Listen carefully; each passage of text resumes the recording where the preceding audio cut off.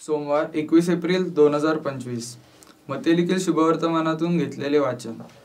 या स्त्रिया भीतीने व हर्षतिष्याने कबरेपासून लवकर निघून त्याच्या शिष्यांस हे वर्तमान सांगाव्यास धावत गेल्या। मग पहा, येशू त्यांस भेटून म्हणाला, कल्याण असो। त्यांनी जवळ जाऊन त्याचे चरण धरून त्यास नमन केले। तेव्हा येशूने त्यास म्हटले, भिवू नका।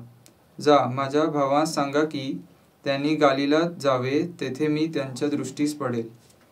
त्या जात असता पहारेकऱ्यांतील कित्येकांनी नगरात जाऊन झालेले सर्व वर्तमान मुख्य याजकांस सांगितले।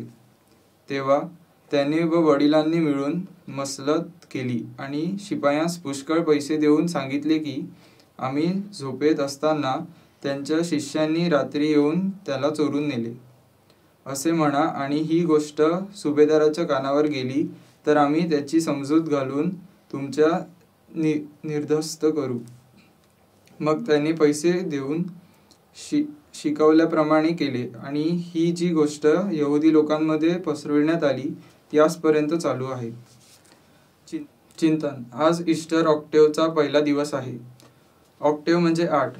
ह्याचा अर्थ 8 दिवसापर्यंत आपण ईस्टरचा सोहळा साजरा करतो आणि नंतर पेंटेकॉस्ट सोहळेपर्यंत पुनरुत्थान काळ साजरा करतो। ख्रिस्त सभेच्या उपासनेमध्ये हे अत्यंत महत्त्वाचे दिवस असतात, जेथे ख्रिस्त सभा प्रभू येशूचे पुनरुत्थान घोषित करते। आजच्या शुभवर्तमानात आपण पाहतो की प्रभूच्या दूताने कबरेजवळ आलेल्या पवित्र स्त्रियांना जेव्हा प्रभू येशूच्या पुनरुत्थानाची घोषणा केली, तेव्हा रिकामी कबर पाहून स्त्रियांना भीती वाटली आणि आनंद देखील झाला। ही भीती सामान्य भीती नव्हती, तर ती खोल श्रद्धा, आश्चर्य आणि विस्मय म्हणून अधिक चांगल्या प्रकारे परिभाषित केलेली भीती होती। त्या स्त्रिया भीतीबरोबर आनंदाने देखील भरून गेल्या, कारण प्रभू येशूने मृत्यूलाच पराभूत केला आहे ह्याची आश्चर्यकारक जाणीव आणि आशा त्याने अचानक अनुभवली।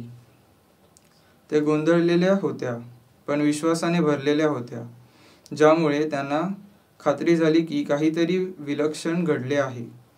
पुनरुत्थित प्रभू स्वतः त्यांना प्रकट होतो तेव्हा त्या जवळ येऊन त्याचे चरण धरून त्याला नमस्कार करतात। प्रभू येशूची केलेली ही उपासना दर्शविते की त्यांनी केवळ विश्वास ठेवला नाही, तर त्याची उपासना करून कृती देखील केली। आपणही तेच केले पाहिजे। प्रभू येशूच्या पुनरुत्थानावरील विश्वास आपणास कृती करण्यास प्रवृत्त करतो।